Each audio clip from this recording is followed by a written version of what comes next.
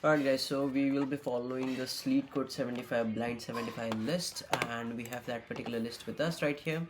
And in this sum we have chosen the valid parenthesis sum. So if you can check valid parenthesis, it's the second sum. Okay, so we'll be solving these sums one by one. So this is the second sum, and here if you check under description, I'll explain you exactly what the sum is. तो इसमें क्या है, दो brackets हैं, एक opening and close. तो अगर जितने ओपनिंग ब्रैकेट्स है उतने क्लोजिंग ब्रैकेट्स है तो वो ट्रू है. मतलब ऐसा नहीं होना चाहिए. अगर नेस्टेड ब्रैकेट्स भी है ना तभी भी वो वर्क करना चाहिए. ये देखो अभी ये वाला वैलिड है, बराबर है.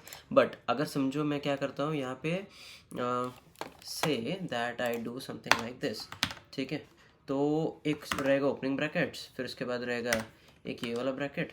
बट मैं इसको क्या करता हूँ, ऐसे करता हूँ. तो ये क्या हो गया, this is an invalid thing. Okay, तो ऐसे ब्रैकेट्स तो होते नहीं हैं.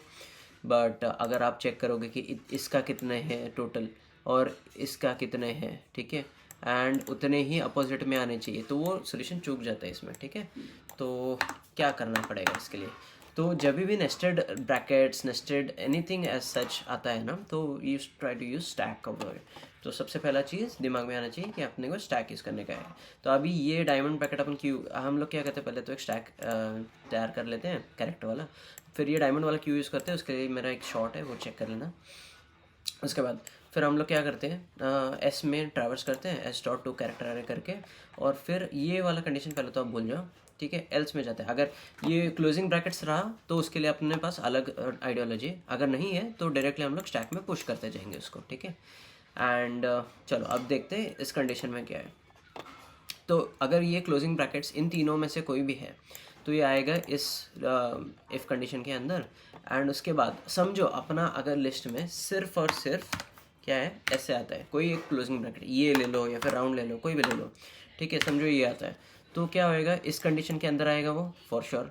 फिर अभी वो चेक करेगा कि इफ़ स्टैक इज़ एम्प्टी. अगर स्टैक एम्प्टी है, मुझे बताओ, अगर स्टैक एम्प्टी है और फिर ये आया है, मतलब सिर्फ आउटपुट, इनपुट क्या है अपना, सिर्फ और सिर्फ ये है. ठीक है, तो इस केस में क्या होएगा, ऑब्वियसली क्या है कि स्टैक एम्प्टी है तो उसका पहले वाला ब्रैकेट तो होगा नहीं उसके अंदर, तो हम लोग डायरेक्टली उसको फॉल्स रिटर्न कर देंगे. अगर नहीं, वैसा केस नहीं है. ठीक है, अगर नॉर्मल केस अपन पकड़ के जाएंगे, ये वाला केस समझो, no let's see this.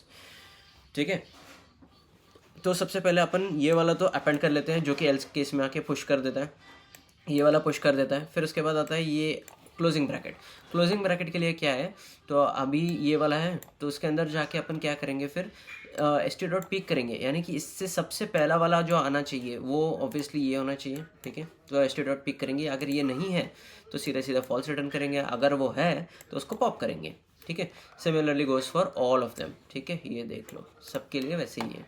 Okay, तो ये कंडीशंस यहाँ पे है and they will return false if you know, इससे पहले वाला जो इमीडिएट पहले वाला है, अगर वो सेम ब्रैकेट नहीं है, सेम राउंड ब्रैकेट नहीं है, तो वो फॉल्स रिटर्न कर देगा. Similar for the curly bracket, similar for the square bracket. Okay, तो that's a simple solution. And return क्या करना है, स्टैक एम्प्टी है कि नहीं, क्योंकि हर एक का एक पैर होने वाला है, तो अगर उसका काउंटर पैर है तो उसको कैंसिल आउट करेगा, वो पॉप करेगा उसको.